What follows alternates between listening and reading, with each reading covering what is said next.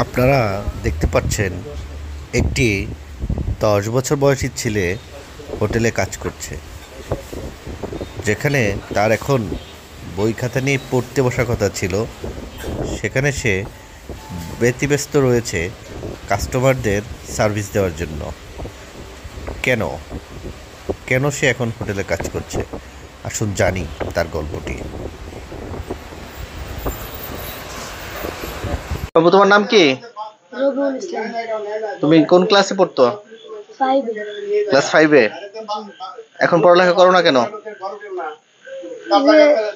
আব্বু তো কাম নাই গিয়া, তাই যে টাকা পয়সা নাই, তাহলে তো হোটেলে কাম করে। তোমার আব্বু কোথায় কাজ করতো? আব্বু কাজ করতে বেতন মেক্সিমকোতে। জি। এই হোটেলে কাজ নিয়েছো কতদিন? এই 15-16 দিন হয়েছে। 15-16 দিন হয়েছে। জি। তোমরা কয় ভাই বোন? আমরা 2 ভাই। 2 ভাই। তুমি বড়? জি। আর তোমার ছোট ভাই? আমার ছোট ভাই বাসায় থাকে। বয়স কত ওর? 4 বছর। 4 বছর। আর তোমার আম্মু কি করে? আম্মু বাসায় থাকে। বাসায় থাকে। আর তোমার আব্বু কি কোথাও চাকরি পাচ্ছে না? জি না। তুমি কি স্কুলে বা তুমি মাদ্রাসায় পড়তে না? জি। মাদ্রাসায় যেতে চাও না? চাই। এখন কি তোমার আব্বু যদি চাকরি হয় তাহলে তুমি মাদ্রাসায় পড়তে পারবা, তাই তো? জি। আচ্ছা, ঠিক আছে।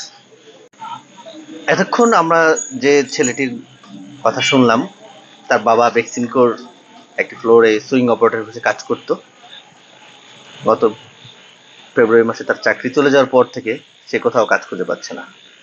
কাজ খুঁজে না পাওয়ার ফলে তার সংসারের আয় উপার্জনক্ষম ব্যক্তি তিনি ছিলেন। তার ছেলেটি একটি মাদ্রাসায় পড়তো। এই 1 মাস বা 15 দিন হলো তার সেই মাদ্রাসা বন্ধ করে দিতে হয়েছে, কারণ তিনি আর তার ছেলের পড়ার খরচ বহন করতে পারছেন না। বাধ্য হয়ে তাকে একটি হোটেলে দৈনিক 100 টাকা হাজিরা কাজ করতে দিয়েছেন।